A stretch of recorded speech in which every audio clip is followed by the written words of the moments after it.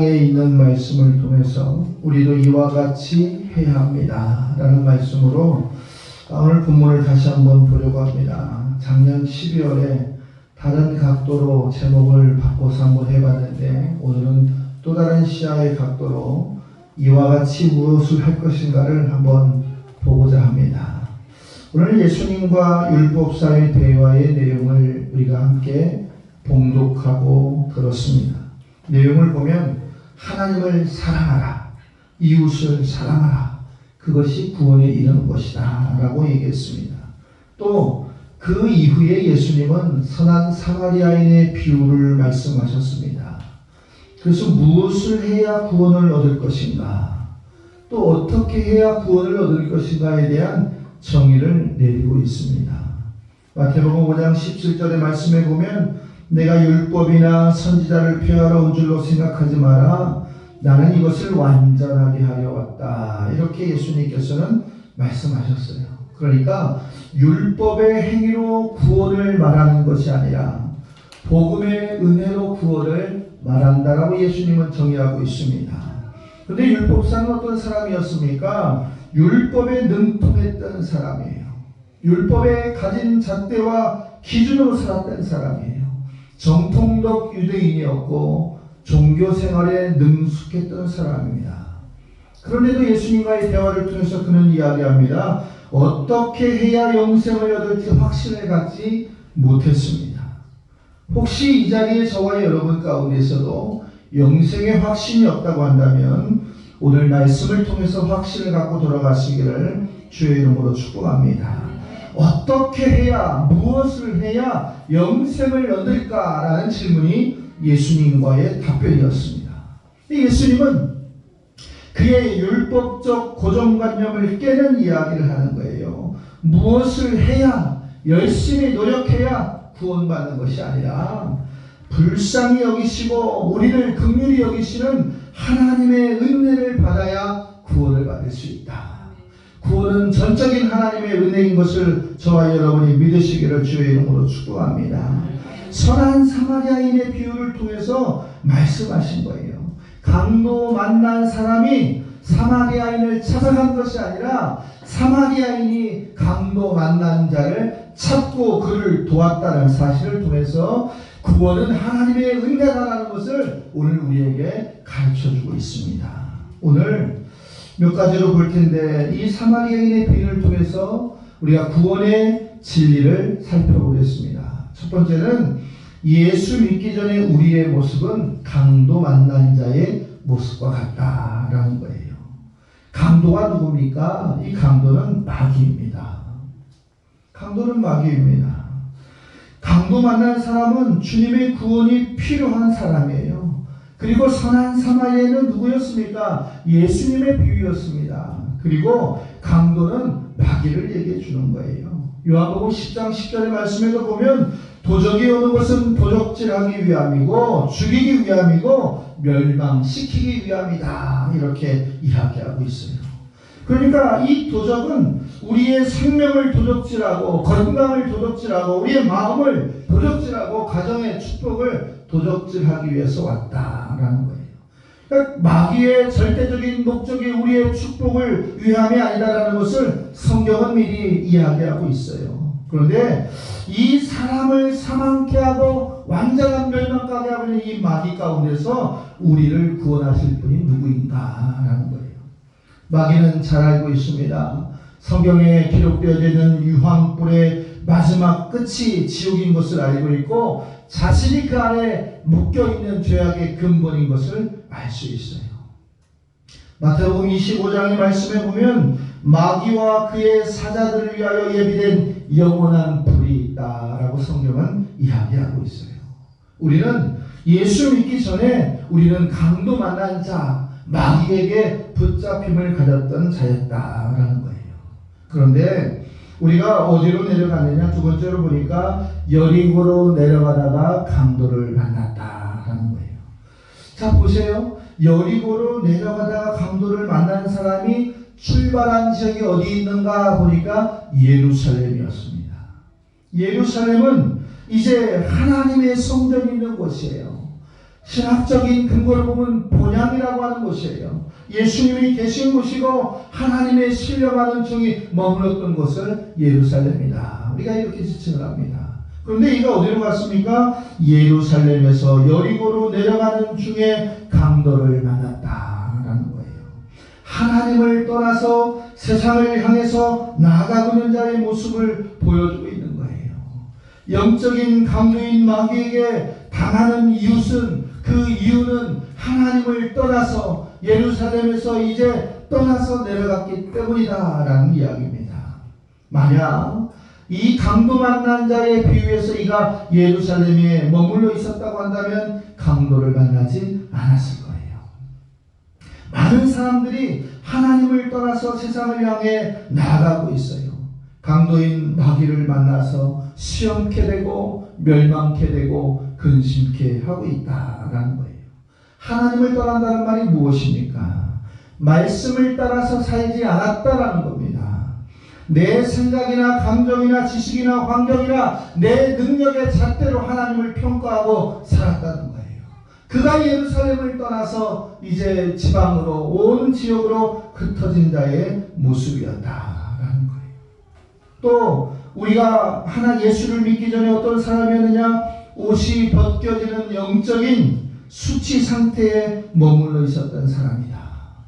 오늘 보니까 30절의 말씀에 보니까 그가 그의 것만 빼앗은 게 아니라 죽을 정도로 그리고 그의 모든 옷까지 빼앗아서 돌아가 버렸다. 이 수치를 당하게 만들었다. 성경은 옷을 이야기하고 있어요. 여러 가지 옷을 이야기하고 있는데 첫 번째가 뭐냐면 아담과 하와가 입었던 가죽 옷이 있습니다. 이 옷은 뭐예요? 부끄러움을 가렸던 옷입니다. 마태복음 22장은 혼인잔치에 참여할 자는 예복을 입고 있으라 이렇게 이야기하고 있어요.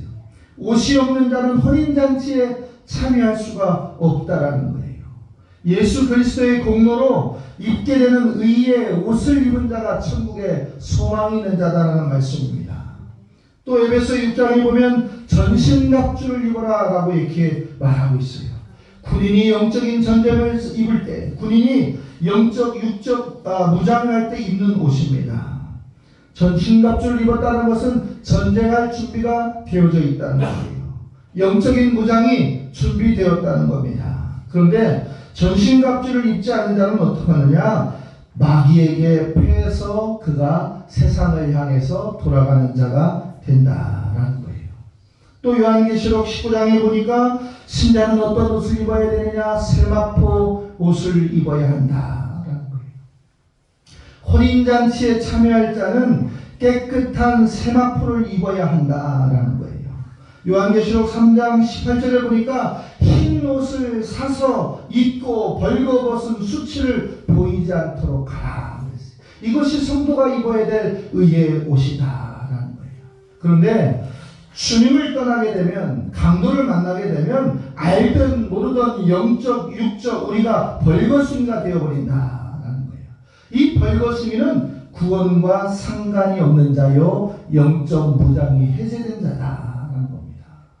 또 우리가 예수 믿기 전에 어떤 사람이었습니까? 죽은 상태의 사람이었어요. 오늘 말씀대로 보면 거반 죽어가던 사람이었어요. 맞은 것만 맞은 것이지만 다 그 생명의 지경이 끝을 보고 있었던 사람이다라는 거예요. 이건 뭡니까? 하나님을 떠난 사람의 전형적인 모습이에요. 육은 살아있지만 영은 죽어있는 자의 모습이에요. 에베소 2장 1절에 보니까 하나님을 떠난 사람을 뭐라고 표현했냐면 죄와 허물로 죽었던 자, 이렇게 정의하고 있습니다. 사람들은 이야기합니다. 웰빙 시대에, 최첨단 디지털 시대에 육신이 건강하고 물질이 풍요하고 생활이 만족스러운데 왜 신앙생활이 필요하고 하나님이 필요하냐고 묻고 있습니다. 그러나 성경은 이야기하고 있어요. 무엇이 부족해서 신앙생활을 하는 것이 아니라 예수 그리스도의 흔적을 갖는 자가 천국의 소망이 있기 때문에 우리가 신앙생활을 한다고 정의할 수가 있습니다. 지금 잠시의 육신의 안락함과 건강함과 풍요로움이 영원한 천국과 견줄 만한 것이 되지 않는다라는 거예요. 우리가 예수 믿기 전의 모습이 그러했습니다. 내 돈으로, 내 건강으로, 내 학식으로 모든 것을 해결하고 살았던 교만하고 죄 많았던 인생이었습니다. 30절의 말씀을 또 보면 뭐가 있습니까? 거반 죽었고 이미 버려진 자의 모습이었어요. 강도를 만난 사람은 죽게 된 상태에서 또 뭐예요? 버려진 상태였어요. 길가에 광야에 버려진 사람은 누군가 구원해 주지 않으면 짐승의 밥이 되거나 썩어 없어질 인생이 된다라는 거예요. 예수 믿기 전의 모습의 우리의 모습입니다. 스스로 구원할 수 없음을 우리는 인정하는 것이 하나님의 은혜다라는 거예요. 오늘 그래서 이제 우리도 이와 같이 하기 위해서 두 번째로 우리는 뭐냐? 예수님을 만나서 치료를 받았습니다. 예수 믿기 전에 우리의 모습은 죄악된 모습이었고 연약된 모습이었고 쓸모없던 모습이었지만 오늘 33절에 보니까 불쌍히 여기시고 치료해 주었다라는 거예요. 강도만한 사람이 사마리아인에게 무엇을 해주었기 때문에 구원을 받은 것이 아니라 사마리아 사람이 강도만한 사람을 불쌍히 여겼기 때문에 그에게 생명의 은혜, 구원의 은혜가 있었다라는 거예요. 우리는 분명히 기억해야 됩니다. 우리가 신앙생활 잘하고 11조 잘하고 봉사 잘하고 청소 잘하고 전도 잘해서 구원받는 것이 아니라 하나님의 은혜로 우리가 구원받았다는 사실을 반드시 신앙으로 고백해야 될 줄로 믿습니다. 영적으로 아무것도 깨달을 수 없는 영적 무능력한 자가 되어서는 안 된다라는 거예요. 오늘 요한복음 3장 16절은 그 예수 그리스도를 우리에게 보내주셨다. 그것이 하나님의 구원의 은혜다라는 거예요.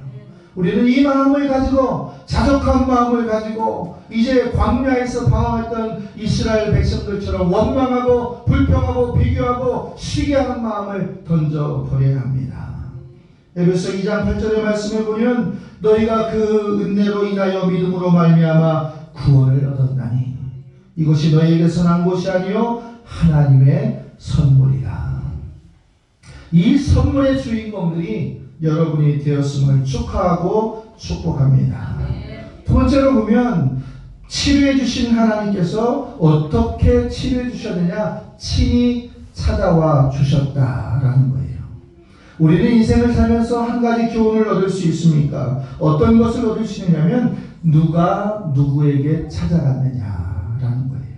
사마리아인이 강도 만난 자를 찾아간 것인가? 강도 만난 자가 사마리아인을 찾아갔는다는 사실을 우리는 분명히 정의해야 됩니다.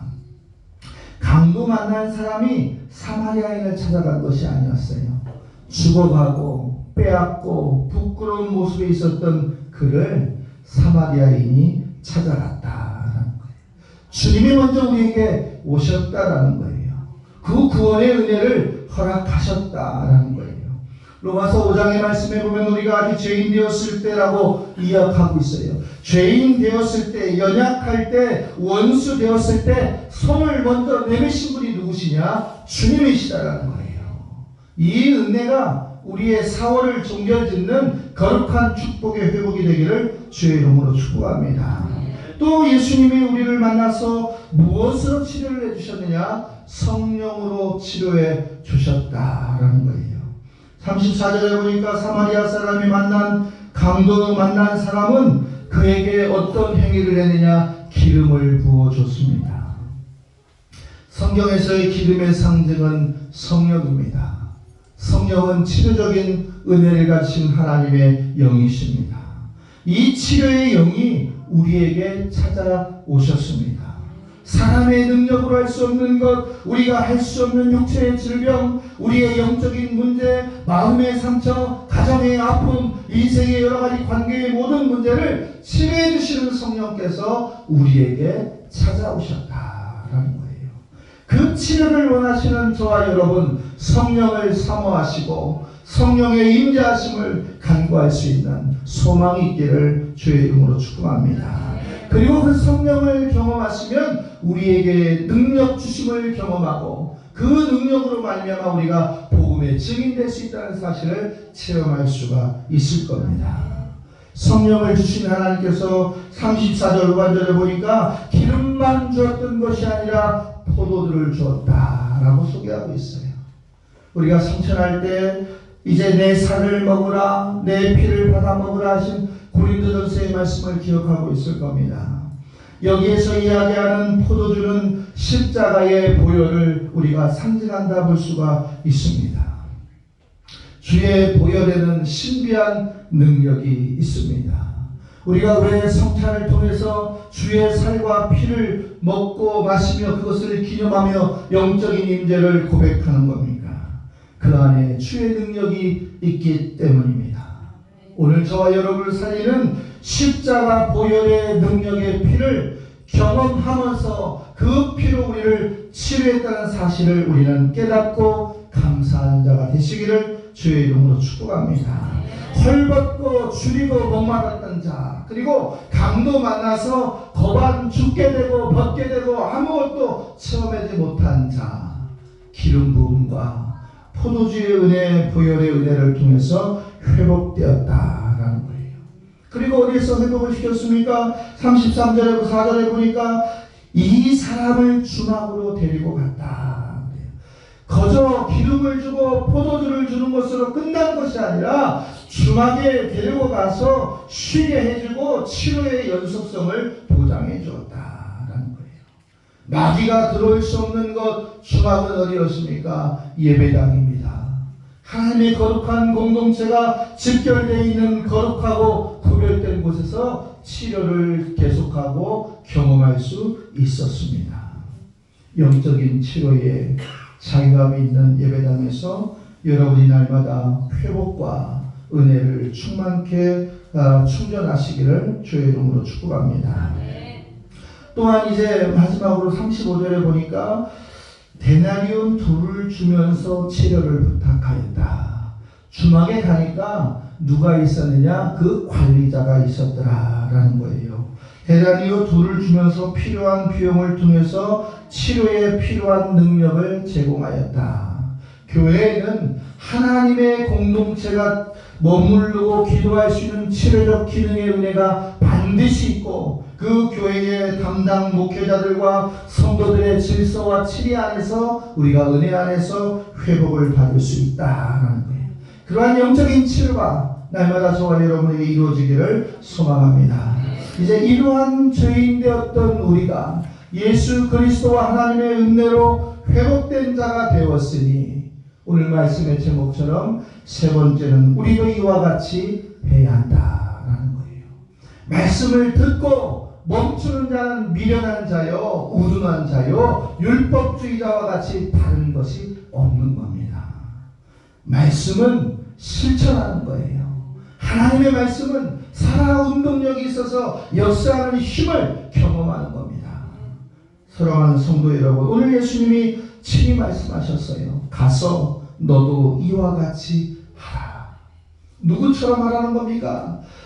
선한 사마리아인에게 하셨던 그 말씀의 능력처럼 너희도 세상 가운데서 그렇게 살라라는 거예요. 제가 늘 말씀드리지 않습니까? 왜 한국에 1200만의 기독교 신자가 있으면서 대한민국 인구의 25%의 신자가 살아가면서 세상으로부터 지탄을 받고 있습니까? 예수의 흔적이 없기 때문에 그래요. 예배당 안에서는 직분자요, 사명자요, 소명자로 살아가지만 문 밖에 나가면 예수의 냄새가 보이지 않는 자가 대한민국의 신자라는 사실이 우리를 바라보는 국민들의 시각이다라는 거예요. 무엇을 해야 합니까? 첫 번째, 우리는 가야 합니다. 37절의 말씀처럼 예수님이 우리를 찾아왔던 것처럼, 사마리아인이 우리를 찾아와서 강도 만난 자를 구원했던 것처럼 어려운 사람을 찾아가야 합니다. 복음이 필요한 사람들을 찾아가야 합니다. 영적 육적 치료가 필요한 사람들을 찾아가야 합니다. 그런데 우리는 이런 핑계를 대고 있습니다. 우리가 해야 될 일이 지금 너무 많아서 이 일을 좀 정리하고 가려고 합니다. 지금 우리가 할 일이 너무도 많아서 이 일 좀 멈추면 제가 나머지 사명을 감당하겠습니다. 천만에요. 주님이 언제 오실 줄 알고요.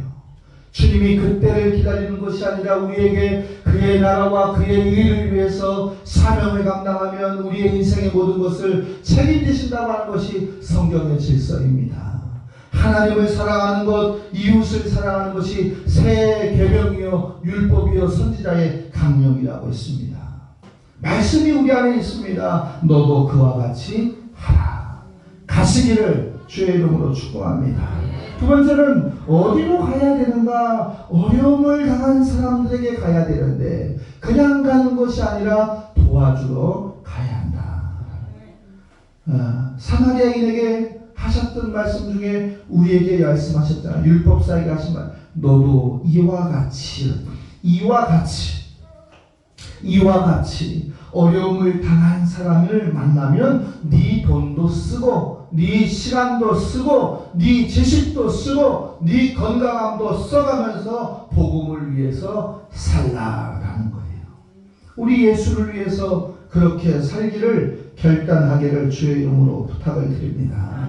신앙인이 돈에 묶여있고 시간에 묶여있고 내 건강에 묶여있으면 절대로 복음을 전하는 증인의 삶을 살 수가 없습니다. 우리는 그 복음의 빛인 자 아니겠습니까? 십자가의 보혈의 근거를 첫 번째, 두 번째 대지에서 우리가 읽어보았지 않습니까? 우리 교회가 얼마나 많은 선교 구제비를 지출하고 사용했습니까? 그것이 우리의 교회의 전통이 되었고 우리 교회의 정체성이 되었습니다. 이제 멈추는 것이 아니라 확장할 때가 되었다는 사실을 기억하면서 가지 못하면 가는 선교사를 계속해서 파송할 수 있는 그러한 선교의 본거지가 되는 우리 교우들이 되기를 주의 이름으로 부탁을 드립니다. 그리고 마지막으로 한 가지가 무엇이냐? 영적으로 강도받은 자들을 구원하고 도와줘야 한다라는 거예요. 육신적인 거는 도와줄 수 있어요. 쌀을 사다 주고 돈을 줘서 병원에 가게 하고 치료받게 할 수 있어요. 그러나 영적인 불신자는 어떻게 할 겁니까? 영적인 불신자에게는 내가 그리스도의 증인된 모습을 보이지 않고는 복음이 들어갈 수가 없습니다. 지금 뭐예요? 내가 성도다운 성도, 신자다운 신자, 그리스도인다운 그리스도인 되지 않으면 절대로 복음을 줄 수가 없다는 거예요. 우리 주변의 사람들에게 작은 예수를 전해봅시다. 작은 복음을 전해봅시다.